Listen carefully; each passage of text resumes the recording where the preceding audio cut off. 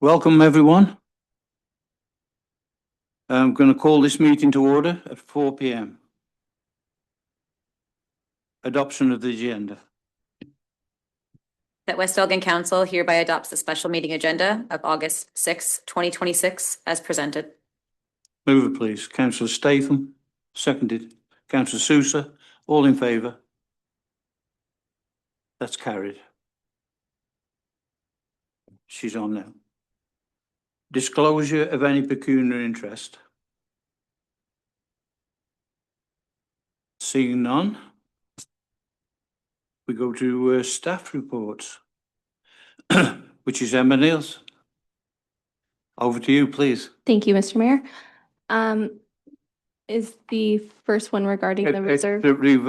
Reserve transfers. Great, thank you. The report you have before you is to seek approval for a few reserve transfers that arose as a result of staff's detailed analysis of 2025 capital spending and reserve transfers as part of our 2025 audit process. After staff compared all of the actual capital spending against the approved 2025 budget, as well as any additional council approvals after the budget was adopted, there was just one project that we did not see reflected in the budget or a supplementary report to council for approval. So this project was for Kerr Line resurfacing work that took place in June 2025.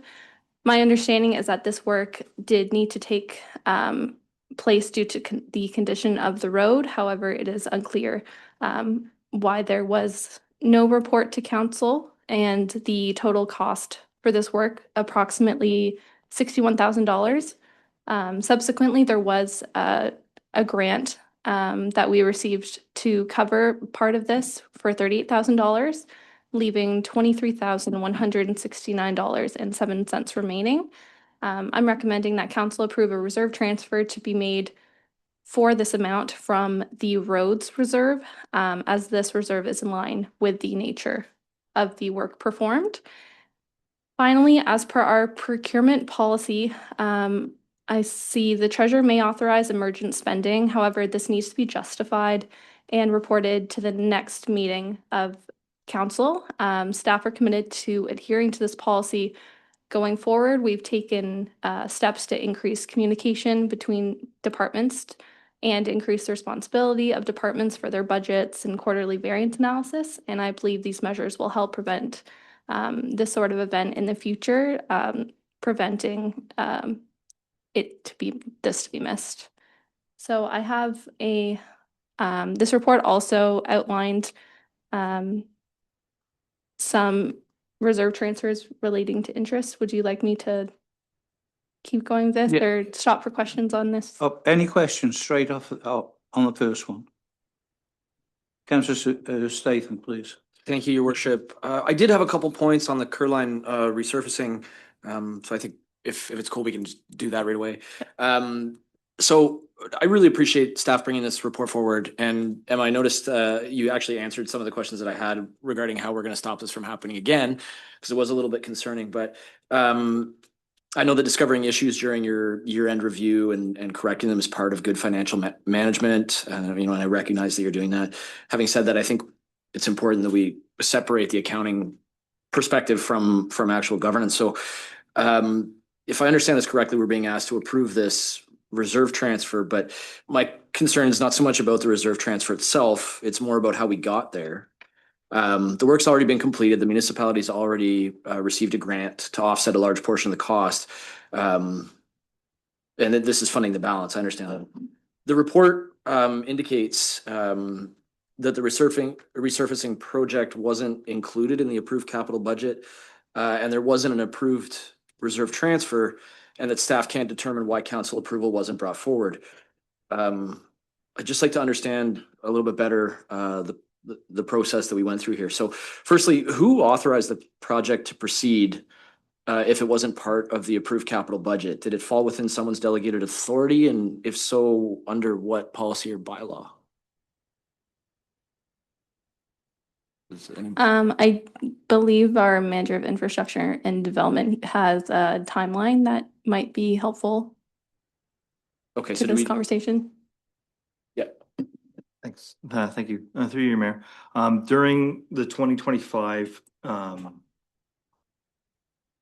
timeline that happened, that laid out what would happen during that time is the road itself was noted that it was needed repairs in February of 2025. We had Duncor provide a price who did the resurfacing work in April. The price came through in June. And that's right after I started. I thought when I was starting, I thought that was part of the budget when we put it together. It wasn't. So the road work got approved and works completed, and the subsequent report afterwards was missed. Okay, thank you, Dave. I appreciate it. Are we approving the funding source tonight, or are we effectively being asked to ratify a project that proceeded without prior council approval? Yes, it's already been paid for, and now we need to determine Where it's What- coming, where where the it's funds are coming coming from. from, I understand that, Exactly. but in doing so, are we basically providing approval for the project after the fact in retrospect? Okay. The report also describes the project as an emergent operational requirement. I'd appreciate some context on that point. What happened in June 2025 that made this project emergent? Was there a safety issue? I mean, I know, Dave, you mentioned that there was an issue with the road. So is that a safety issue? Was there an engineering recommendation or some other circumstance that made this an emergent operational requirement? I'll take that one as well. The work itself could only be done in the summer months due to the fact that the work we were doing was a tar and chip surface treatment. The road itself was virtually undrivable because of all the heaving, and it was closed off for portions before when I started. So we needed to get the work completed so that the road could reopen. That's their definition of emergency in this case. No, that makes sense. Thank you. So did we, and I didn't quite catch this. I'm sorry. I'm sorry, Emma. Did we follow procurement policy in this case? Was this work tendered or quoted? I don't have the details. If it was tendered, I would defer to Dave again. It was quoted in April and in June. And the price was provided in June of 2025. Okay, so it was, how many bids did we have on that? With tar and chip projects, there's only so many contractors that can perform that type of work. And since it was in emergency style, we had one contractor bid. Just one. Okay. So I guess, to put not too fine of a point on it, we had a project that went ahead without council approval, and it was a single source contract. So, I guess you understand what I'm getting at here. So regardless of what happened back in 2025, and I understand, current staff, may not have been involved. We've had some changes, and I understand that, and I'm not interested in assigning blame or anything like that. Mistakes happen. And you kind of alluded to this, Emma. I'd appreciate a little bit more clarity on what internal controls we now have in place so that unbudgeted capital projects cannot proceed without appropriate council approvals, and an identified funding source going forward. How can we make sure that this is not going to happen again? Yeah, I think the biggest thing is communication between departments, between who is approving and ordering the project to go forward versus finance, who is most involved in the budgeting process. So what we have tried to do so far is just have very open communication. When the 2026 capital budget, before that was presented to council, I sat down with Dave. We went through every single capital project to make sure we were on the same page.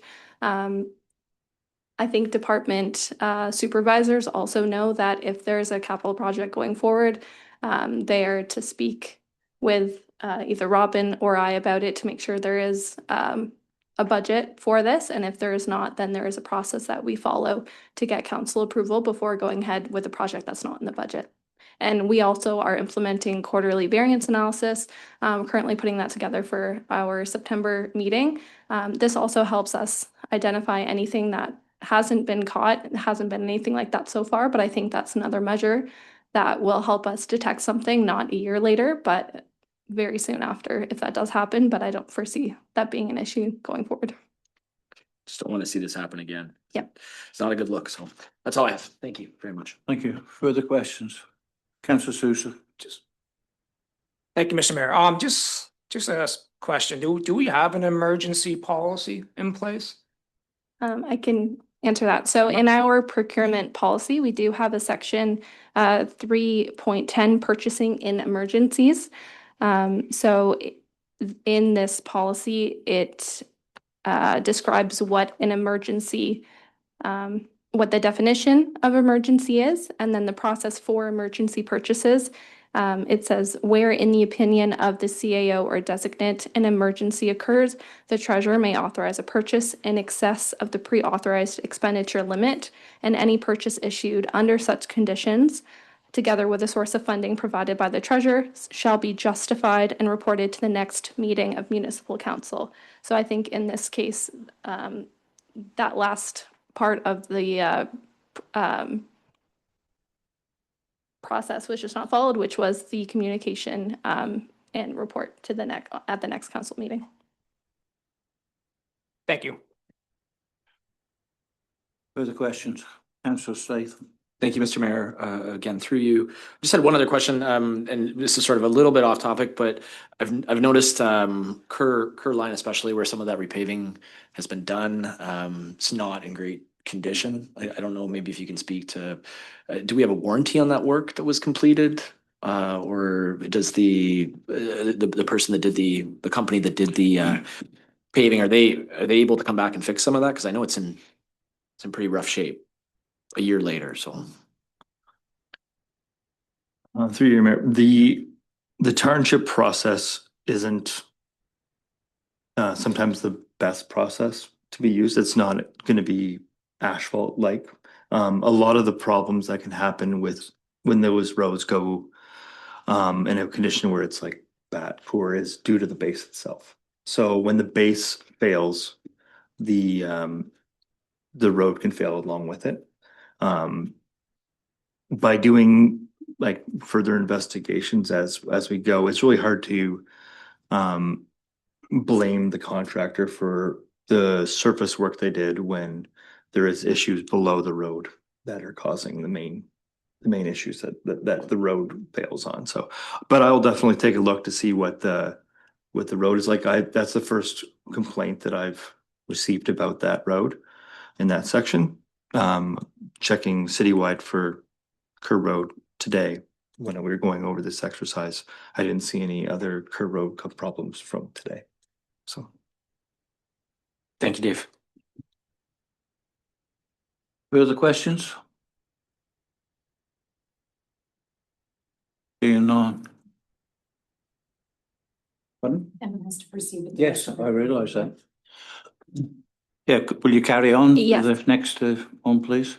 Okay, so the next approvals I'm seeking have to do with interest allocation transfers to reserves.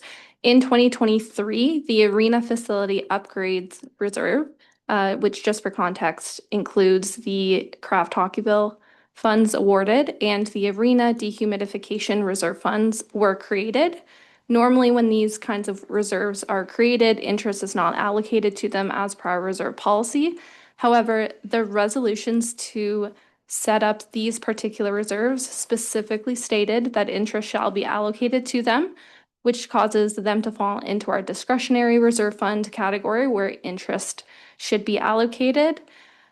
Just some background on different types of reserves per our reserve policy. We have 4 different types. We have obligatory reserve funds. So interest is allocated here per legislation. So for example, we are required to do this for our Canada Community Benefit, our building fund, OSIF, Ontario Community Infrastructure Fund. So that is legislated that we allocate interest to those reserves. We then have reserve funds, which are statutory requirements to do so, such as water, sewage, building inspection. And then we have our normal reserves, which don't automatically have interest allocated to them. But council can direct reserves to have interest allocated to them and be called discretionary reserve funds, which in this case, these reserves were meant to, that's the definition they would fall under. So therefore, interest had not been allocated to these discretionary reserve funds in 23 when the reserve funds were set up, or 24, which is why I'm recommending that the $33,929.75 be transferred from the tax rate stabilization reserve to those two reserve funds, since the tax rate stabilization reserve is where the operating surplus that would have contained the unallocated interest, that's where it would have been allocated in the past. So this interest was always in our reserves. Now we are just moving it to the correct location. Okay, thank you. Any questions on that? Yes, Councillor Sousa. Through you, Mr. Mayor. Just a question. So why can't we create a different category for the craft hockey bill and just assign the interest directly to that category? That's what we are essentially doing. So they were intended to be set up as discretionary reserve funds where interest is allocated. It's unclear why they were treated just as normal reserves, but it seems as though the treatment of these two reserve funds were just treated as reserves, which is why interest was not allocated, when we have now uncovered that they are discretionary reserve funds where interest should be allocated to them. Okay, I was just wondering why originally it was placed there and not created under this new category. So I'm assuming today we're doing it the right steps. We're placing it into a new category where it will continue to increase interest. Correct. So since it's discretionary, we are correcting for 23 and 24, which is what I'm seeking approval for. But in 25 and beyond, we will continue to allocate interest. It's just that we have this prior reserve transfer that I'm seeking approval for to rectify it. Thank you. Further questions? You none? Does that take us to what about the humidifier? Yep, so it's the same thing. So the arena facility upgrades reserve fund, where the craft hockey bill money and the arena dehumidification reserve, I put them together, so it's a combined $33,000 to be allocated. Put the two together. Exactly, so we will be allocating the 33 between the two reserve funds. Okay, thank you. Yes, Councillor Sousa. Through you, Mr. Mayor, just how is interest calculated? Is there a formula? Is there a percentage? There isn't after speaking with our auditor, just to make sure, there isn't a prescribed way that you need to do it. It just has to be on a reasonable basis. So for 23 and 24, how I did it is I took the effective interest rate that other reserve funds had interest allocated to them. And to be consistent, I took that rate that had been calculated back then and I applied it to the reserve balances in 23 and 24. Seems fair. Thank you. Yes. Councillor Danny. Thank you, Mr. Mayor, and through the chair, Emma, thank you for the presentation. The arena dehumidification reserve, so that project's been completed. So we're moving that interest in to kind of correct what should have been done a couple of years ago, but then what happens to that money, seeing as that project's been completed? Yep, correct.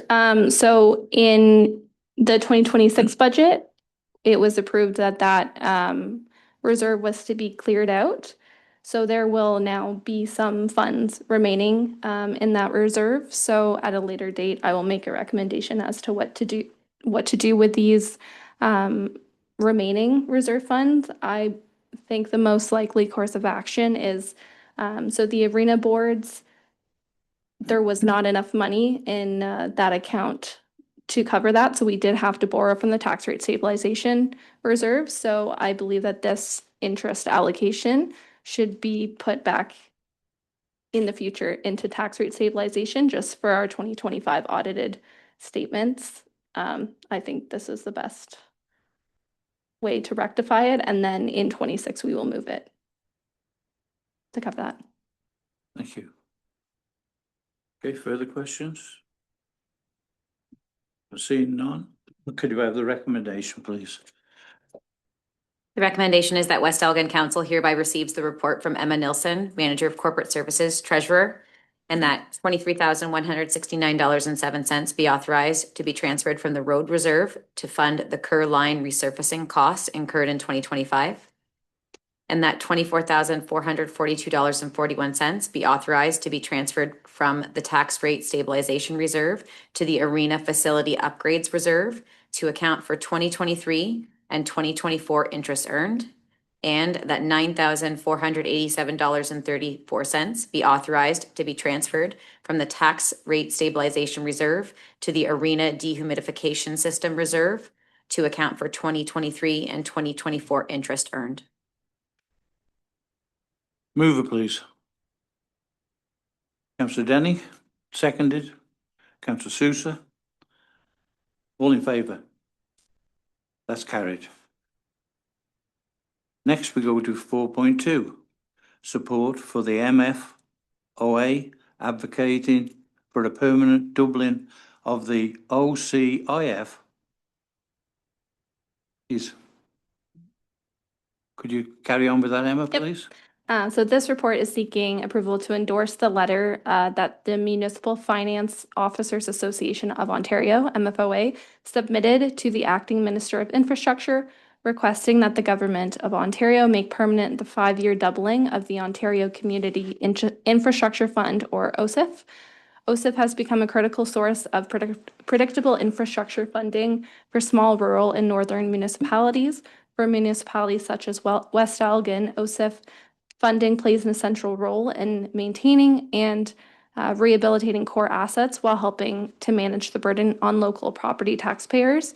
As infrastructure costs continue to rise and municipalities face significant asset replacement pressures, a permanent doubling of OCIF would provide long-term funding certainty, strengthen municipalities' ability to plan and deliver critical capital projects, and help ensure that essential public infrastructure remain safe and reliable for residents. Okay, thank you. Any questions? Seeing none. Ready for this one? Okay, are you ready? It's a long one. The recommendation is that West Elgin Council receives the report from Emma Nilsson, Manager of Corporate Services, Treasurer. And whereas recent municipal infrastructure funding programs by the Government of Canada and Province of Ontario have tended to prioritize growth-related or housing-enabling infrastructure projects over infrastructure renewal needs. Whereas the Government of Ontario has regulated municipal infrastructure asset management through OREG 518-17, Asset Management Planning for Municipal Infrastructure, under the Infrastructure for Jobs and Prosperity Act 2015. Whereas municipal asset management plans and the Financial Accountability Office of Ontario have identified that municipalities have significant state of good repair backlogs and renewal needs for infrastructure. Whereas the Government of Ontario doubled the Ontario Community Infrastructure Fund, OCIF, from $200 million per year to $400 million per year for 2021 to 2026, but has not publicly committed to maintaining this level of funding beyond 2026. And whereas the OCIF has become a vital and indispensable resource for municipalities, assisting them with improving their asset management programs and meeting community preserving infrastructure renewal needs. Whereas increased geopolitical uncertainty is threatening the economic prosperity of Canada, Ontario, and every municipality, whereas municipal infrastructure is a key enabler and preserver of economic prosperity. And whereas the Municipal Finance Officers Association of Ontario, MFOA, has heard from its members and their municipalities' concerns regarding the potential erosion of existing municipal infrastructure and thus service levels in light of the ongoing focus on housing enabling infrastructure by grant funding programs. That the municipality of West Elgin support MFOA's letter to the Ministry of Infrastructure requesting that the doubling of the Ontario Community Infrastructure Fund be made permanent in advance of the allocations for the 2027 calendar year, helping municipalities to continue building housing enabling infrastructure while preserving the economic value provided by existing infrastructure. And that the treasurer be directed to provide a copy of this resolution to MFOA, the acting Minister of Infrastructure, the Minister of Municipal Affairs and Housing, and the Minister of Finance. Thank you. Could I have a mover, please? Councillor Statham, seconded.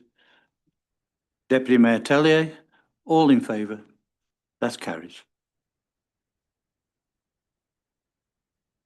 And then it takes us to 5, which is a statement from the Mayor, which is not an easy one to make, actually. But anyway, after much reflection, I have made the decision I will not be seeking re-election to West Elgin Council in the upcoming municipal election. Serving the residents of West Elgin over the past 16 years has been one of the greatest privileges of my life. I am deeply grateful for the trust that our community has placed in me and for the opportunity to contribute to the growth and success of our municipality.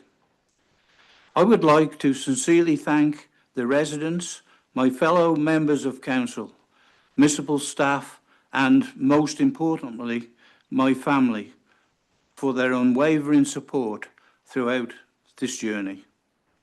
Public service requires a tremendous commitment of time, energy, and dedication, and I could not have done it without each of you.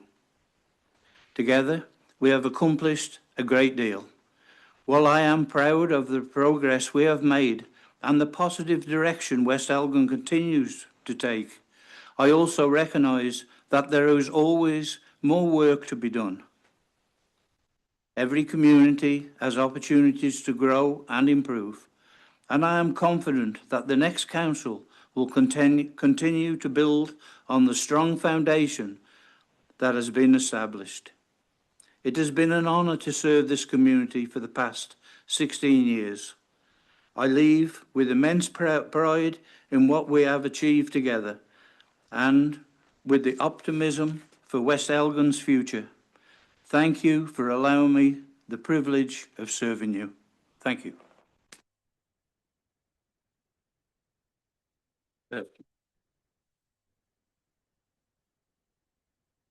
And with that, that takes us to the confirming bylaw.